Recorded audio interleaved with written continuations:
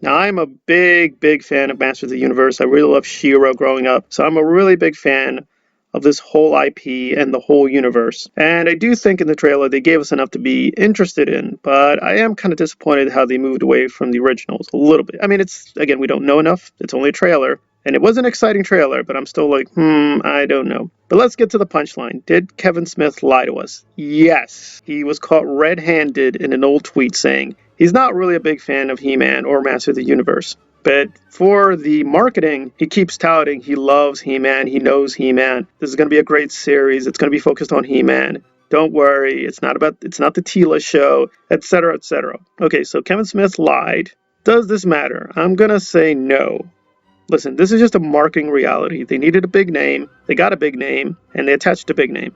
Now, when this was announced, I was kind of puzzled. I'm like, why would Kevin Smith do this? Does he know He-Man? Did he like He-Man? Did I miss something? And this just confirms what I think we all kind of knew. It's like, oh, they just wanted some celebrity to sign on to it to help promote it, and that's what they got. It is what it is. It's a marketing thing. I wish they were more honest with the marketing thing, at least get a die-hard fan and also put him on the production team, but it is what it is. Now, as for the trailer itself, yeah, it looks nice. We see a lot of action. But in terms of the designs, I'm a little bit like, I just wish they kept it to the older style. Like, I was complaining, like, to someone that, I don't know, they're a little too muscular. They're just adding muscularity for no reason. And it's like, hey, you sound like a 14-year-old girl complaining, blah, blah, you're a beta. Like, listen. The people on the original shows were plenty muscular. They don't need enhancement. It also seems to have kind of like an anime influence, and I like anime. I don't think that fits He-Man. And He-Man looks a little weird with the bigger eyes, so it's sort of like I'm a little torn. Like, okay, I get it. We need to evolve the thing, and I do like the old animation style, but I'm not stupid. It had a lot of weird problems. Like, you'd have these scenes where people are just running at one another in closed quarters, and you're like, where are they running to? Why is this happening? And they just repeat stuff over and over again, like certain hand movements, certain action parts. They just be copying themselves all the time. So I'm not like saying the old animation style was great or perfect. It had its own flaws. Nevertheless, I do hope for a kind of stronger continuity between the old series and this series. And it looks like this is kind of like an epilogue or aftermath.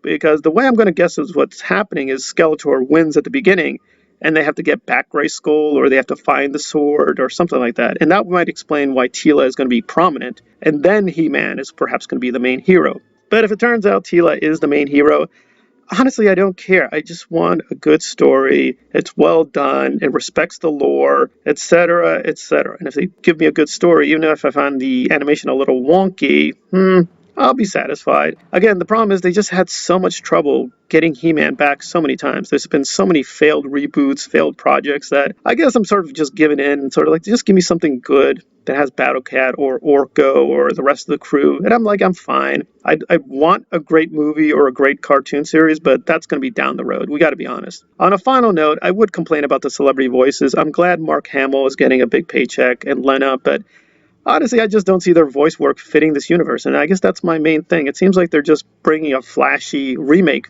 back to us. And I have nothing wrong with a flashy remake within boundaries that can be very enjoyable, that can be very good. I just don't think that fits He-Man, and that's always been the problem with He-Man. He-Man is a very particular mythos. She-Ra is a very particular mythos, but they're just trying to find a contemporary way to make it, quote, relevant to the new audience. And as long as they don't sacrifice the old elements, that's the only thing I'm worried about. I don't care if the, quote, woman is the center of the story. I don't care. Just make sure the story itself is good. At this point, the focus is more on the flashy, superficial side of production. I hope I'm wrong. I hope they have a much more substantive story, and we're going to get that at the end of the day. But yeah, just too much celebrity stuff all around. Celebrity voices, celebrity producers, celebrity marketing, etc., etc., etc. But again, I'm tentatively hopeful that they'll be focused on a good story. It'll be delivered very well. And yeah, it's mostly nostalgia. That's fine. I don't mind that. As long as it's well done, that's what I'm concerned with. All right, so this is a tentative hope, a vote for what they're going to do with He-Man and Masters Universe. But again, we've been down this road before, and even nice nostalgia can be screwed up. All right, thanks for listening.